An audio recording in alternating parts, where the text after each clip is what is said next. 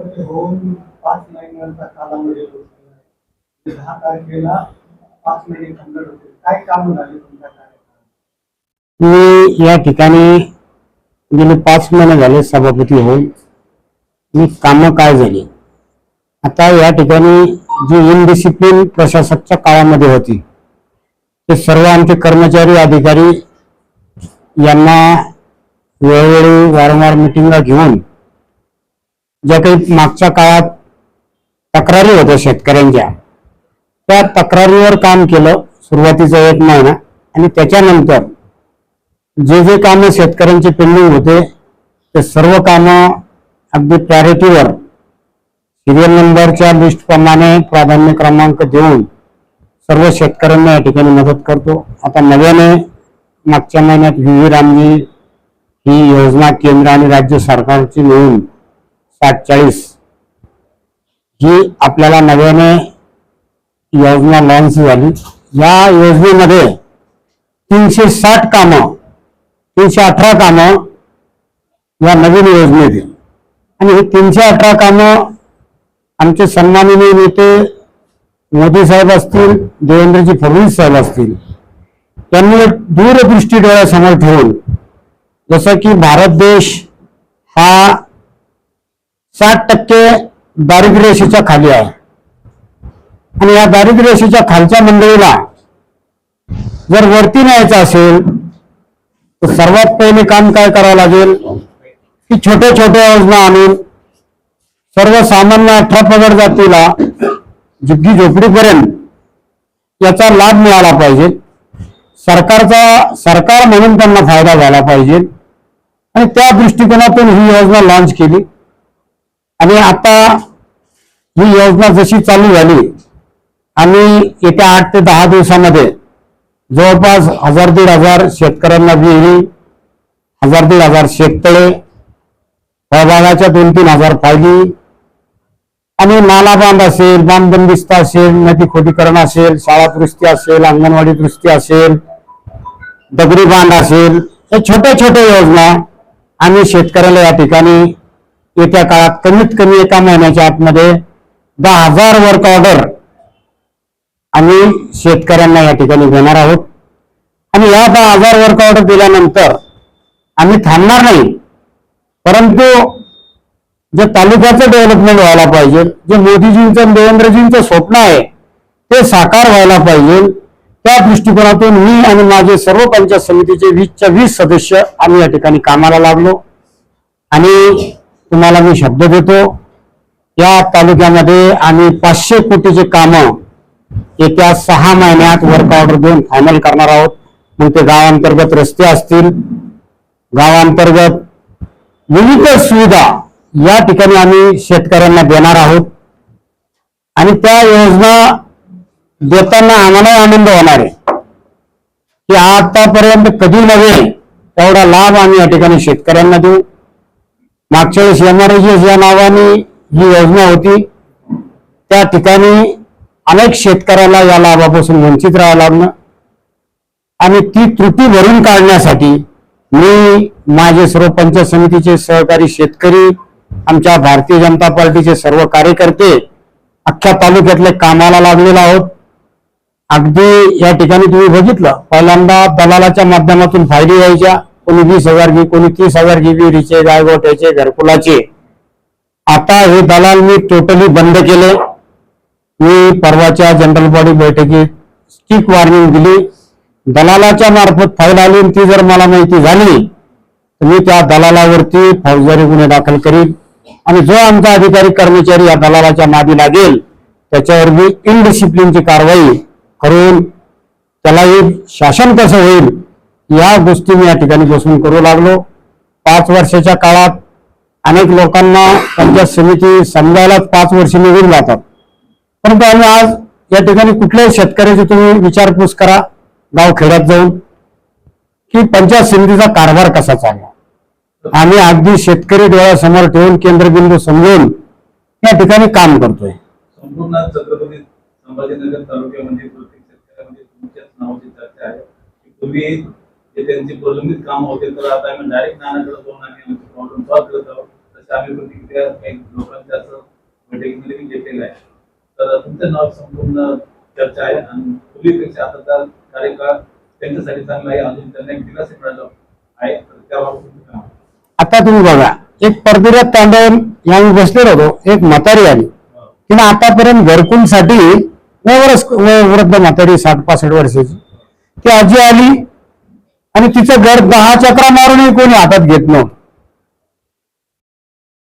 मी म्हातारी आल्यानंतर नुसतं नाव विचारलं, तिला सांगितलं भाऊ असं असं, मला काही लेख बाळ नाही, कोणी नाही, मी एक फार उपेक्षित घटकातली एक नागरिक म्हणून मी तुमच्याकडे या आशेने आले. मी तात्काळ तिच्या घरकुल मंजूर करण्याचे आदेश मी माझ्या कर्मचाऱ्याला संबंधित अधिकाऱ्यांना दिले. त्या मंत्र्याची फाईल अशोक चव्हाणच्या कार्यकाळापासून प्रलंबित होती. अशोक चव्हाण सरपंच वगैरे होते. हो, तेव्हापासून त्यांची फाईल प्रलंबित होती. 10 वर्षाचा काळ लोटला आणि आम्हाला मोदीजींचे हेच तर स्वप्न साकार करायचे, देवेंद्रजीचे हेच तर स्वप्न साकार करायचे की त्यांनी ज्या योजना दिल्या कार्यकर्त्याच्या माध्यमातून शेवटच्या घटकापर्यंत त्या योजना गेल्या पाहिजे, त्या योजनेचा लाभ शेतकऱ्याला झाला पाहिजे. आज तुम्ही बघा, एवढी मोठी सरकारने राज्यातल्या कर्जमाफी केली, वीज माफ केलं, त्याचा वापर होत नाही. मग ते मी तेच समजून सांगतो कार्यकर्त्यांना की बाबा दलालाच्या मार्फत फायली नको यायला, कार्यकर्त्याच्या मार्फत फायली येऊ द्या. मग तुम्ही म्हणाल का मग नुसतं भारतीय जनता पार्टीच्या का? पण नाही, मी ओपन आव्हान केलं, कुठल्याही पक्षाचा कार्यकर्ता येऊ द्या, तो जर शेतकऱ्याची फाईल विनाशुल्क आणत असेल, विनाशुल्क, तर आम्ही शेतकऱ्यासाठी अहोरात्र प्रयत्न करून ती फाईल मंजूर करायला तयार आहे. परंतु एखादा दुसऱ्या पार्टीचा कार्यकर्ता तिकडून 10-20 हजार शेतकऱ्याकडनं जमा करून जर त्या फायलीचा गट्टा इथं आणून दबाव तंत्र करत असेल तर त्याला मी दाराच्या बाहेर ठेवल्याशिवाय राहणार नाही, एवढं तुम्हाला टणकावून सांगतो.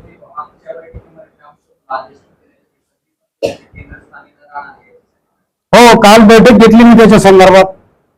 जो ग्रामसेवक या योजना राबवत असताना मुख्यालय राहत नसेल त्याचा HRA कट करायचा. आता मी 5 दिवसाचं सस्पेन्शन करायचे आदेश कालच व्हिडिओला दिले. प्रत्येक ग्रामसेवकाला 5 दिवस सस्पेंड करा. व्हिडिओ म्हणून आपल्याला करता येत नाही. म्हटलं त्यांचं जर समाधानकारक उत्तर आलं तर आपण त्यांना माफही करू, परंतु ते गावाकडे न राहणे, लोकांची मदत न करणे, लोकांना समजून न सांगणे, या सगळ्या गोष्टी त्या माध्यमातून त्या आज विकासाचा दुसरा कणा, दुसरा चाक का असेल तो सरपंचाबरोबर त्या बॉडी बरोबर असणारा ग्रामसेवक आहे. आमचा ग्रामसेवकच गावात आतापर्यंत जात नव्हता, 8-8, 10-10, 15-15 दिवस जात नव्हता. आता त्यांना डिसिप्लिन मध्ये आणून बऱ्यापैकी सगळे गावाकडे जायला लागले. आता त्याच्यातले काही जण थोडीशी करतात हलगर्जीपणा, पण मी त्यांना स्ट्रिक्ट वॉर्निंग दिली. आणि विशेष तुम्हाला 8 तारखेपर्यंत ऑगस्टच्या प्रत्येक गावातल्या ग्रामपंचायतला या 318 योजनाचं बॅनर लागलेलं दिसेल. तुम्ही 8 तारखेला पंचायत समिती प्रेमासिस मध्ये या. तुम्हाला या ठिकाणी प्रत्येक योजना कशी हाताळायची, तिला लागणारे कागदपत्र, तिच्यावर कुशल किती, तिचं कुशल किती, त्या योजनेचा लाभ कसा शेतकऱ्यांना घेता येईल, अगदी सुलभ करण्यासाठी मी या ठिकाणी पूर्ण पंचायत समिती प्रेमासिस मध्ये होल्डिंग लावू लागलो ऍक्रालिक सीटवरती की आज रोजी मी बघतोय गेली 5 महिने लोक येतात, ठीक आहे साहेब आम्हाला विहीर खाण्याचे तर कागद काय लागतात, तिचे निकष काय, त्याचा नियम काय, हे अजून बऱ्याच शेतकऱ्याला माहिती नाहीये. मग पर्यायी काय होतं, त्यांना दलालाकडे जावं लागतं आणि मग ते दलाल त्यांच्याकडनं पैसे खातात. मग हे जर दलाली बंद करायची असेल तर सुरुवातीला मला सुधारावं लागेल, मला ती योजना सुटसुटीत करावं लागेल, मला ती प्रत्येक ग्रामपंचायतीला तांडावाडी वस्तीमध्ये झुग्गी झोपडीमध्ये मला ती योजना मला इथून प्रोड्यूस करावं लागेल. आणि त्याच्यानंतर सर्वसामान्याला कळल्यावर ते डायरेक्ट सभापतीच्या कॅबिनला येईल ना की साहेब हे माझे सगळे कागद आणले मी, आता मला फाईल मंजूर करून द्या. मग दलालाची गरज पडणार नाही. अशा पद्धतीचा ह्या 150 दिवसाचा कारभार मी हाती घेऊन या ठिकाणी सुरळीतपणे चालवण्याचा प्रयत्न करतोय. मी अगोदर तुम्ही पत्रकार बांधव माझ्याकडे काही विनियोग असतील, माझ्याकडनं काही चुकत असेल तर तुम्ही तालुक्यात फिरताय, तुम्ही मला त्याची कल्पना द्या. अनेक काय बदल करायचे. मी आता काल माझ्या सर्व कर्मचाऱ्याला सध्या काही काम नाही, इतके दिवस सगळ्या योजना बंद होत्या. आज 150 कर्मचारी माझ्या ऑफिसला बसले.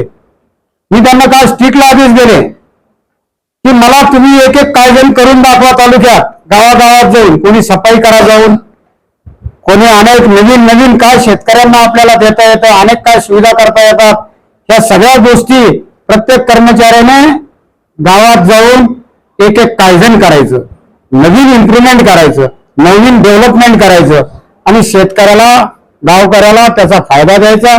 अगदी दलित असो, वंचित असो, पीडित असो, त्या सगळ्या घटकाला मला या ठिकाणी न्याय द्यायचा आहे.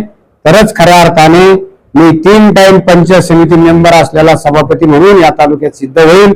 नसता माझं या खुर्चीवर बसणंही मला योग्य वाटणार नाही, म्हणून मी जो मला कामाला लागले. तर आपण ग्रामपंचायत थेट लढत मोहीम, हो, आता 3 मोहीम बघा तुम्ही. पुढच्या आठवड्यामध्ये 15 ऑगस्टच्या आसपास 18 तारखेला एक तारीख घेतली ऑगस्टच्या, पंचायत समिती आपल्या गावी. मी सुरुवात माझ्या सर्कल पासून करतोय. त्या जेवढ्या वर्क ऑर्डर तयार होतील त्या डायरेक्ट शेतकऱ्याला वर्क ऑर्डर त्यांच्या गावात नेऊन द्यायचे. शेतकऱ्याला 15 हेलपटे मारायला इथं लावायचं नाहीये.